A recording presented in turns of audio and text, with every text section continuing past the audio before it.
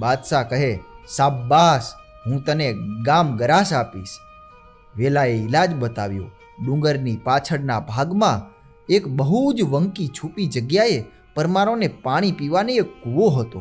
એ એકના એક જળાશયમાં વેલા હજામે સુમરાઓને હાથે 2 ગાયો કપાવી નાખી.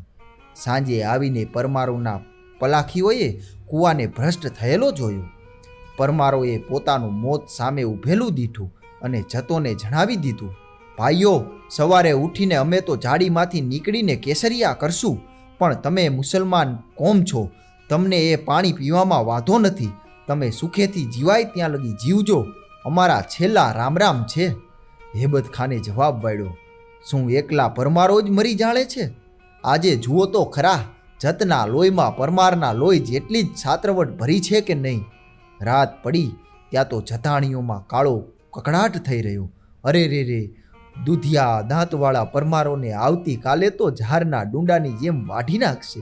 અને હજી તો માની ગોદમાંથી ચાલી આવતી રંભા જેવી રજપૂતાણીએ કાલે પ્રભાતે ચિતા ઉપર ચડશે. હાય રે પાપણ દીકરી સુમરી, હાય ડાકણી, તું કેટલાને ભરખી લઈશ. સુમરીએ એક ખૂણામાં બેઠા બેઠા આ મેણા સાંભળ્યા. અધરાત ભાંગી અને સૌ જતાણીઓની આંખ મીચાઈ. તે વખતે સુમરી કિલ્લાના ચોગાનમાં આવીને ઊભી રહી. આકાશમાં ટમ ટમ ઝબુકતા ચાંદરડા સામે જોઈ રહી. એના હૈયામાંથી નિસાસો નીકળી ગયો. રે ખુદા, મારો શું ગુનો? મને આવડું બધું રૂપ કાં દીધું?